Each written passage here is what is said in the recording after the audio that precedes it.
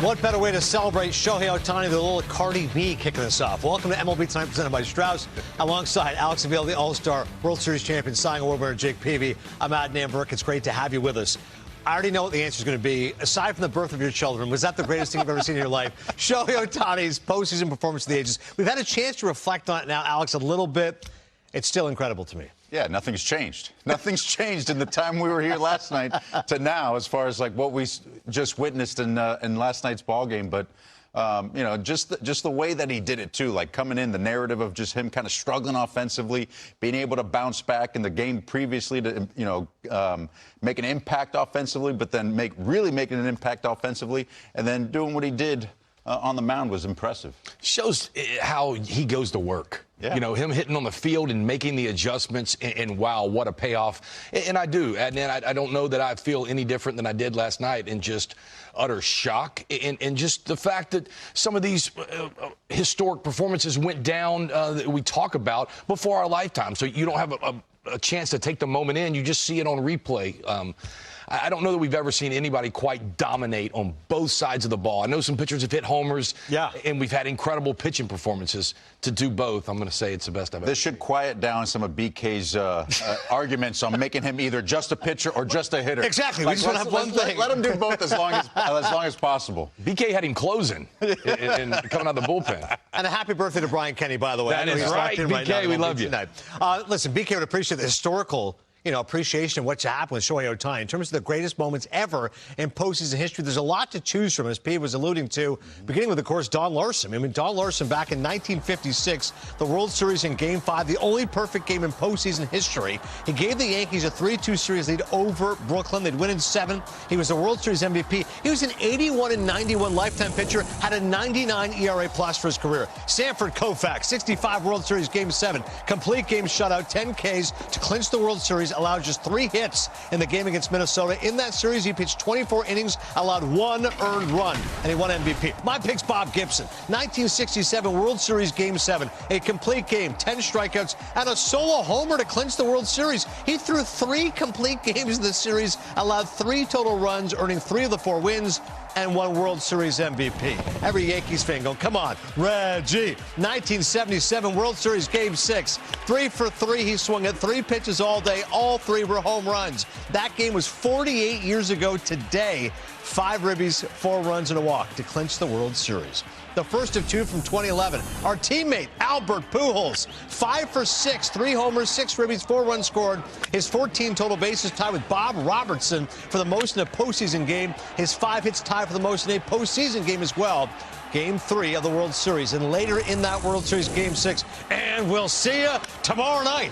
Joe Buck paying homage to his dad, Jack Buck, the game-tying triple in the 9th, and a walk-off homer in the 11th to extend the series. Won him the World Series MVP after also winning NLCS MVP. His jersey from that game is now in Cooperstown.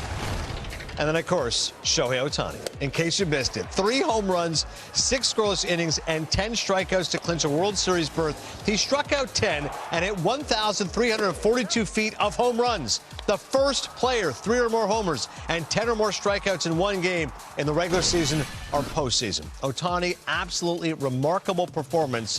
Whenever you're saying the first ever, that's what you're doing when you're talking about Otani. And somebody that can appreciate him as well as anybody, David Vasse, joins us right now. Dodgers reporter for Sports in L.A. and AM 570 Los Angeles. David, Otani's historic performance powering the Dodgers back to the World Series. Did he silence whatever critics he had left after last night? You know, he said after the game last night that did not play into his performance, but you have to believe he heard a lot of people doubting whether or not he was a postseason performer. That was the narrative going into last night's game. And also, the night that he took batting practice on the field at Dodger Stadium, he held a press conference, and he had to answer 3 consecutive questions about whether or not pitching is affecting his hitting. So it was right in his face about what people were saying. And talking to Freddie Freeman before the game last night, he was the guy that told me Shohei is ready to break out. And maybe the pitching part of it freed him up as a hitter, because Freddie told me that Shohei was so focused on helping the Dodgers on the mound last night that maybe that allowed him not to be so ultra focused on the hitting. But Shohei has told me in the past that he is a different guy. He separates the pitcher from the hitter, but all of those things came together. And, you know, I've seen Dodgers hit 3 home runs in an NLCS game. Kike Hernandez in Game 5 at Wrigley Field in 17. Chris Taylor in 21. I've seen Oral Hershiser out-hit the Bash Brothers in 1988 in the series. But last night, I think even the players, his own teammates, were like little leaguers in that dugout last night. I love the shout-out to Canseco and McGuire. Jake Peavy was making that point. That is what happens in Little League. The starting pitcher is also the best hitter. He's the guy that can do that. You're 12 years old, that happens, not in the major leagues. L.A. is no stranger to celebrations. What was the vibe in the clubhouse as they're heading back to the World Series? It's a team that's still on a mission. They have 4 more wins to go, and that's what's been so remarkable about this team. Winning the World Series last year, but still having superstars like Mookie Betts and Freddie Freeman being the first players out on the field to get their work in. And they have that focus and still hunger. All those guys have told me they're still hungry. Then all of a sudden, Roki Sasaki appears out of thin air to solve their closer problem when one of their starters doesn't finish a game. So they're in a great spot with their starting pitching. And again, going into the World Series, they're going to have all 4 of those elite starters, not on regular rest, but on extra rest, to be able to go up against Seattle or Toronto. And you were getting doused as well. Yeah. If I'm dry, then I know those guys are upset with me. I hope it's out of love. Yeah, especially with the fact the guy's wearing a clown mask. You can't find who it was.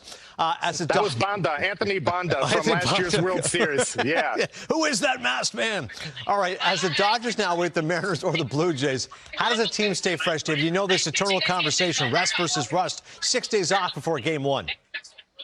Well, for the starters, I think it's a good thing because they're going to reset and be able to have extra rest going into the World Series. The only question is, how are these hitters going to stay sharp?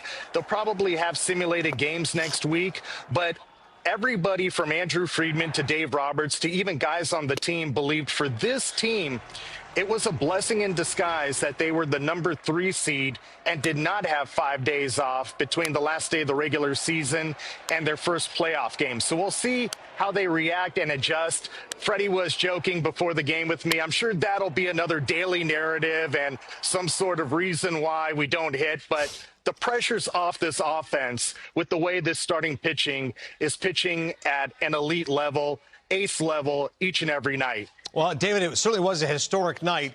I've been on television 23 years. I've never seen a reporter post-game double-barrel the microphones as you did. So excellent work out of you as well. It was historic. That's my rep in the 818, double-fisted, 24/7. David Vasse, taking to the bank. That's great, man. We appreciate you. Double-fisted in the 818. As far as layoffs are concerned, in the rest versus rest. 07 Rockies, remember Rocktober? Look away, Dan O'Dowd. 2012 Tigers, we'll get to Avila on that in just a second. And then this Dodgers team. How about it, man? You swept the Yankees, you look great. And then the Giants got you. Well, I mean, it's actually it's funny that he brought that up as far as what Freeman was telling him about. It's a narrative, you know, they'll probably, you know, have to answer every single day. Because I remember that, like, every single day we had off leading up to the Game 1, that was a question we had to answer. And it was almost like, how many more times do we have to answer this every single day we had off? It was talking about, like, what are you guys doing to stay fresh? What are you guys doing to stay in a rhythm, stuff like that? Well, I mean, during that time, too, they had flown up players from Instructional League from Lakeland to do, like, simulated games. But it was kind of like a glorified live batting practice. So, I mean, it made it tough because the whole time, like, you're just, you know, Jim Leland's worried, like, you didn't want Miggy getting hurt, didn't want Prince Fielder getting hurt.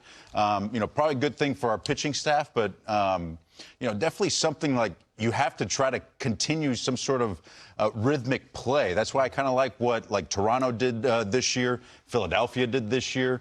We saw Toronto really swing the bats really well against the Yankees, even though they had a layoff because they made it more like actual games, inter-squad games. They had fans in the stands. I love the fans in the stands. They created the atmosphere to where you continue that same rhythm that you have, Jake. I mean, the baseball game is very rhythmic. So when you lose that, it takes a little while to get back to it. So to have something to keep you going each and every day, I think is beneficial. We saw it with Toronto going into that Yankees series. So, the Dodgers are going to have to do kind of something similar. I think it is tough for these hitters to stay as sharp as they are when they are playing every day. I believe it's tough. And to your point on the 2012, that was an offensive juggernaut that just went cold. The same with that 2007 team. They had to sit and wait on Boston, had no chance. You guys didn't have much of a chance versus the bats.